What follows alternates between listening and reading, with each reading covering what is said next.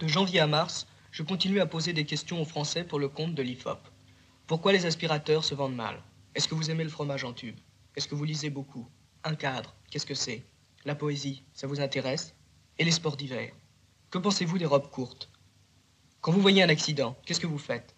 Si votre fiancé vous plaquait pour un noir, est-ce que ça vous serait égal? Vous savez qu'il y a la famine aux Indes? Est-ce que vous savez ce que c'est, un communiste? Pour ne pas avoir d'enfants, vous aimez mieux avaler des pilules ou vous mettre un truc dans le sexe? Où habitez-vous? Vous gagnez combien par mois? Pourquoi est-ce que les femmes du monde sont plus souvent frigides que les ouvrières? Vous savez qu'il y a la guerre entre les Irakiens et les Kurdes? Peu à peu, au cours de ces 3 mois, je m'aperçus que toutes ces questions, souvent, loin de refléter une mentalité collective, la trahissaient et la déformaient.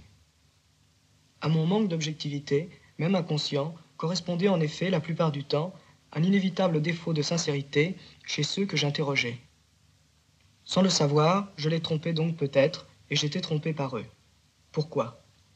Parce que, sans doute, les enquêtes et les sondages oublient vite leur vraie mission, qui est l'observation du comportement, et partent, à la place, insidieusement, à la recherche d'un jugement de valeur. Je découvris ainsi que toutes les questions que je posais à n'importe quel Français traduisaient en fait une idéologie qui ne correspondait pas aux mœurs actuelles, mais à celles d'hier, du passé. Il me fallait donc rester vigilant, et quelques notions, récoltées au hasard, me servirent de point de repère. Un philosophe est un homme qui oppose sa conscience à l'opinion. Être une conscience, c'est être ouvert au monde.